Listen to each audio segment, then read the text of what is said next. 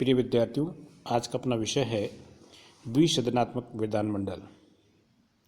और ये अपने जो बीए प्रथम वर्ष का प्रथम प्रश्न पेपर है उसकी अंतिम यूनिट है 5वीं, उसका अनुभाग है।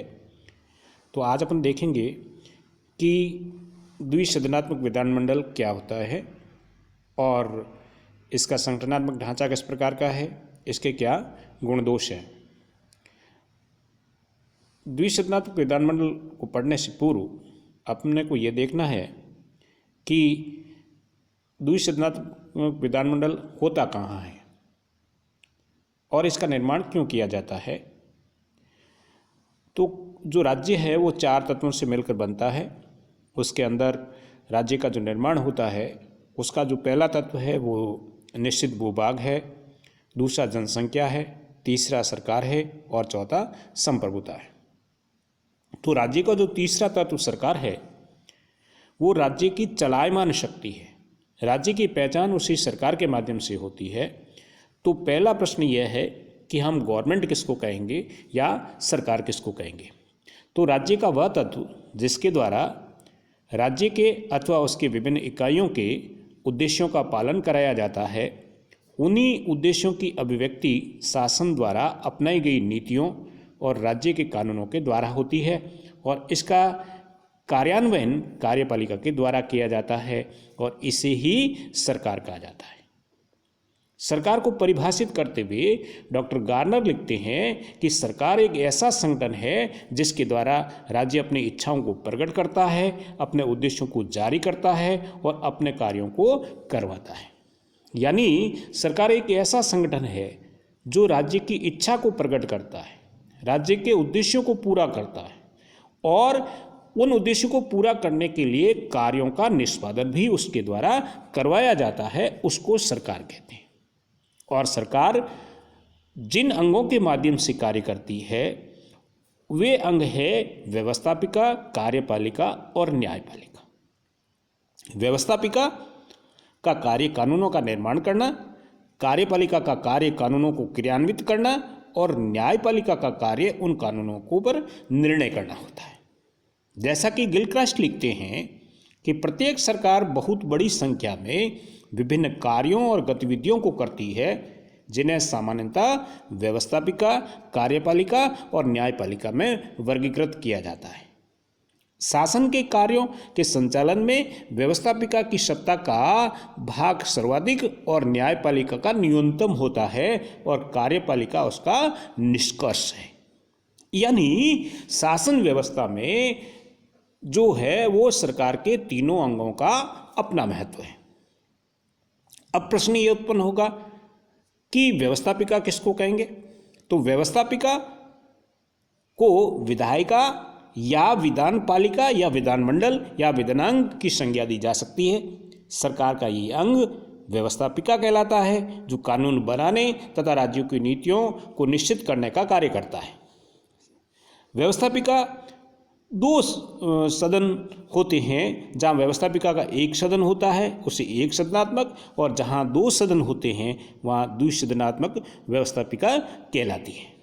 तो स्पष्ट है कि व्यवस्थापिका कानून निर्माण करने वाली संस्था है और उसके जो एक सदन होता है तो एक सदनात्मक और जहाँ 2 सदन होता है तो द्विसदनात्मक कहलाती है।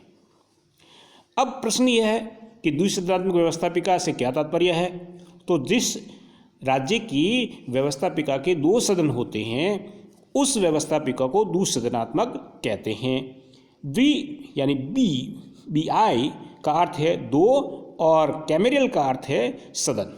बी कैमेरियल यानी 2 सदनात्मक अर्थात बाइकैमरल यानी व्यवस्थापिका को द्विसदनात्मक व्यवस्थापिका कहा जाता है।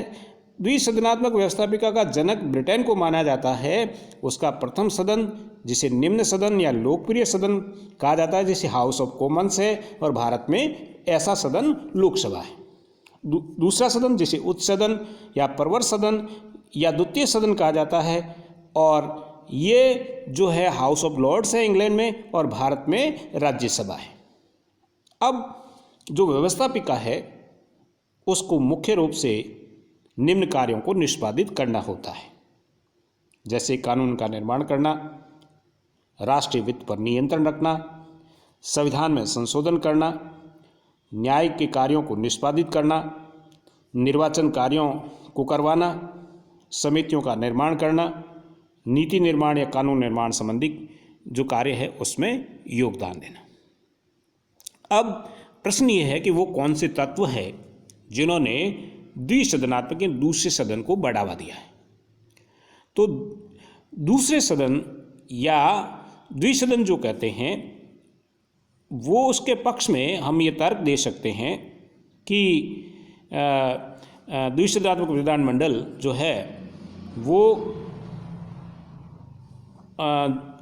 आवश्यक है। और आवश्यक क्यों है कि फर्स्ट कारण तो ये बताया जा सकता है कि जहाँ द्विसदन होते हैं वहाँ भूल सुधार या कानूनों पर पुनर्विचार का अवसर मिल जाता है। द्वितीय सदन विधानमंडल के निम्न सदन के कार्यों को दोबारा विचार करता है, उसमें जो कुछ भूल आदि रह गई है उसको दूर कर लेता है। और प्राय देखने में आता है कि निचला सदन ऐसे जनप्रतिनिधियों से भरा रहता है जो अत्यंत उग्र तथा क्रांतिकारी विचार वाले होते हैं। ऐसे लोग बिना सोचे समझे जल्दी में कुछ ऐसे कानूनों को पास कर बैठते हैं जैसे साधारणतः भला नहीं हो सकता, वरन उनको ही हानि होती है। उस सदन कानूनों की उन बुराइयों को दूर कर देता है और निचले सदन पर नियंत्रण रखता है। और दूसरे शब्दों में अपन कह सकते हैं कि नौसिखियापन की प्रवृत्ति पर अंकुश इसे सहज ही लग जाता है और एक ही मुद्दे पर दो बार विचार करने का अवसर प्राप्त हो जाता है। दूसरा, इस सदन का बनाए जाने का जो उद्देश्य रहा है वो है विशिष्ट महानुभावों के प्रतिनिधित्व मिल जाना, और दूसरा ज्ञान और गुणवान लोगों का जो साहचर्य या सहभागिता का बढ़ जाना। उस सदन में ऐसे व्यक्तियों को प्रतिनिधित्व दिया जाता है जो अपनी कुशाग्र बुद्धि और अनुभव के कारण जनता के में प्रख्यात होते हैं। ऐसे व्यक्ति चुनाव में भाग लेना पसंद नहीं करते, इसलिए उस सदन में वे नामजद कर दिए जाते हैं। इस प्रकार यह सदन ज्ञान का गढ़ है, फोर्ट ऑफ नॉलेज कह सकते हैं, यह दूसरा सदन है। वहीं तीसरा बड़ा कारण पक्ष में ये कहा जा सकता है कि दूसरे सदन से काम का बंटवारा हो जाता है। निचले सदन पर आजकल जो राज्यों के कार्यभार बहुत रहता है, वे महत्वपूर्ण प्रश्नों पर वाद विवाद नहीं कर पाते हैं, तो उस सदन में उनके पास काफ़ी समय रहता है, इस कमी को पूरा कर देते हैं और इसमें जो अनुभवी लोग होते हैं उनका लाभ भी राष्ट्र को मिलता है। वहीं दूसरे सदन का जो संगठन होता है वो विभिन्न हितों का प्रतिनिधित्व करने वाला होता है, और जिसमें जमींदार कह सकते हैं, मिल मालिक कह सकते हैं, मजदूरों के नेता कहे जा सकते हैं, शिक्षा शास्त्री कहे जा सकते हैं, व्यापारी कहे जा सकते हैं, अल्पसंख्यक कहे जा सकते हैं, को इनको विशेष प्रतिनिधित्व मिल जाता है। तो दूसरे सदन में विभिन्न हितों का प्रतिनिधित्व करने वाले लोग होते हैं, बौद्धिक लोग होते हैं, तो इससे ये सदन जो है वो सच्चा प्रतिनिधित्व और विविधतापूर्ण प्रतिनिधित्व का भी प्रतीक बनता है। वहीं जो तीसरा पांचवा बड़ा कारण इसमें माना जा सकता है कि दूसरा सदन जो है वो अधिकारों की रक्षा करता है। क्यों? अधिकारों की रक्षा इस नाते करता है कि पहला जो सदन है उसका प्रयास होता है जल्दबाजी में कानूनों को बनाना, अपनी छवि को स्थापित करना, लेकिन दूसरा सदन जो है कानून बनाने में एक सदन के जो स्वेच्छाचार है, मनमानी की जो तरीका है उस पर तो अंकुश लगाता ही है।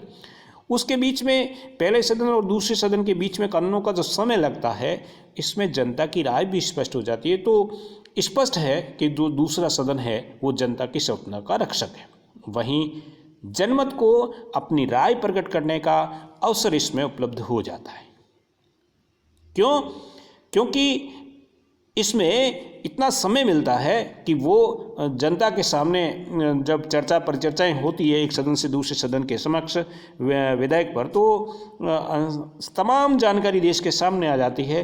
तो जनमत क्या चाहता है इसकी भी राय मिल जाती है। तो ये वो कारण है जिसके कारण से दूसरा जो सदन है उसकी आवश्यकता है। वहीं दूसरा जो सदन है,